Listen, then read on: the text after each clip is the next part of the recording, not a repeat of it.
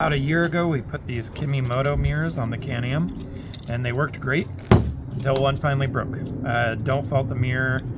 It actually just got pushed way too far back and just finally snapped it off. So no fault to the mirrors, they actually worked pretty good. To replace it, we've got these new ones from Kemimoto. They're a lighted mirror, has an integrated turn signal in it.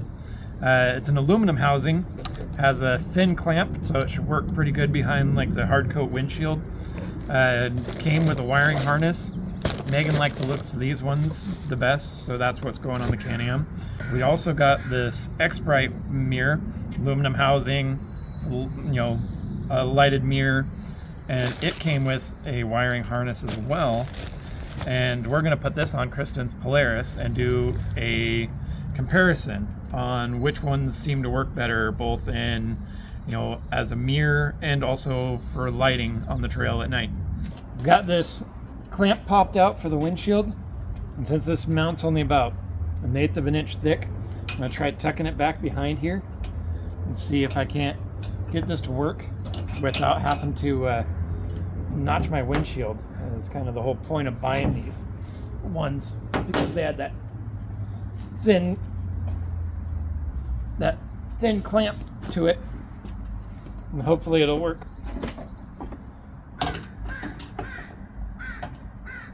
Mounting on these things is very straightforward, very simple clamp. Just 2 Allens go through on one side and tighten it down.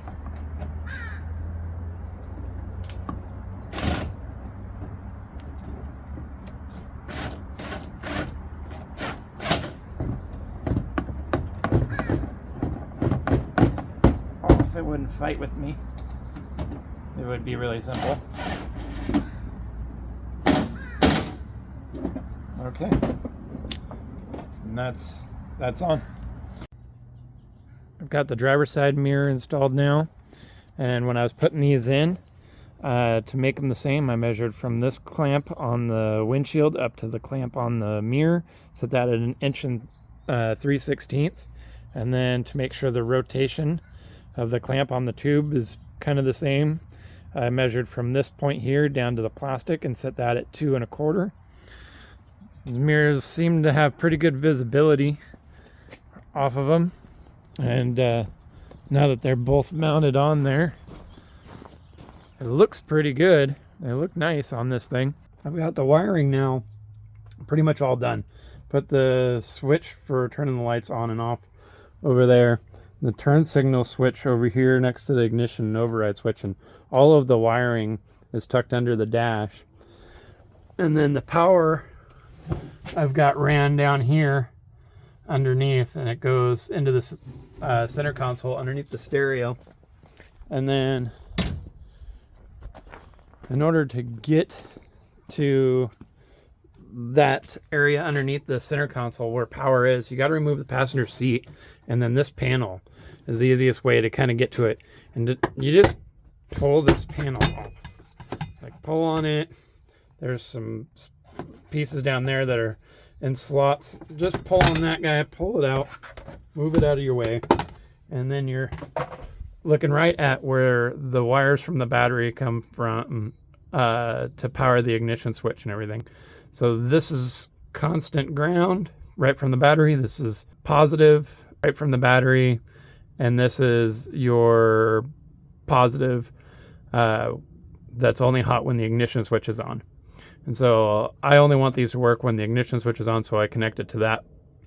And then there's also the inline fuse right here. And so the wiring is actually all done. Other than that, I just need to take some zip ties into a couple places and zip tie everything up. Got the interior all back together now.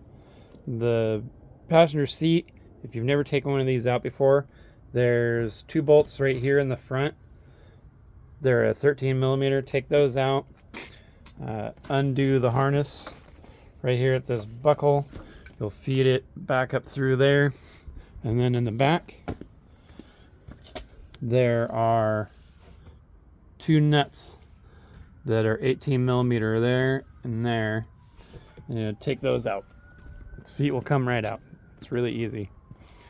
All the wiring for this thing is all secured with zip ties now.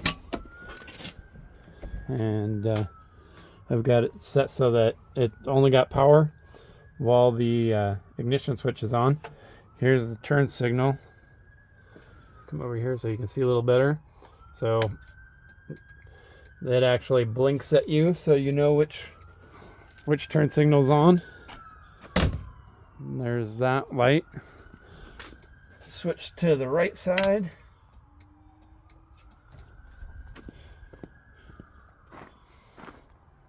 And that one works pretty good.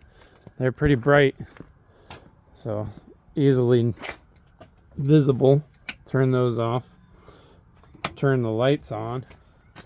There's one clear and one green LED on the bottom side. Lights up the side of the car. And then there's the lights for the driving light part of it. They're pretty bright, but we can't really tell just how bright right now because it's still a little too light outside to be able to tell. I don't have my headlights on or anything, but it kind of lights up pretty good. Turn them off. You know, it doesn't really show up in the camera right now. We'll wait until it gets dark. Pulled back here to the end of my road where there aren't any street lights or anything. It's still not really pitch black out, but do it anyway. It's pretty dark. So here's the low beams, factory low beam headlights. There's my high beams. So that's a comparison of what we got going on. Now these aren't supposed to be like super bright spotlights or anything. They're supposed to light up the side of the trail and road. So back to low beams, and here's what the mirrors on. You know, lights on the mirrors. Back off. You can see how much they light up on the sides. And then here's with the high beams. And here's without the mirrors. So the mirrors don't really light up that much further down than the regular low beam headlight does. But they light up the side a whole lot, which is kind of what these are supposed to do. So you can see with these on, you know, like over here, off to the side, it's a whole lot more light. Without them, you know, the headlights don't start to shine until up there quite a ways. Turn these back on, lights up everything to the side, a whole lot more. Same with over here. Turn them off, can't really see anything over there. Turn them on, a whole lot brighter. So you can see everything off to the sides. Overall, I think they work pretty good. We'll do a review, of course, seeing how they are in about 6 months.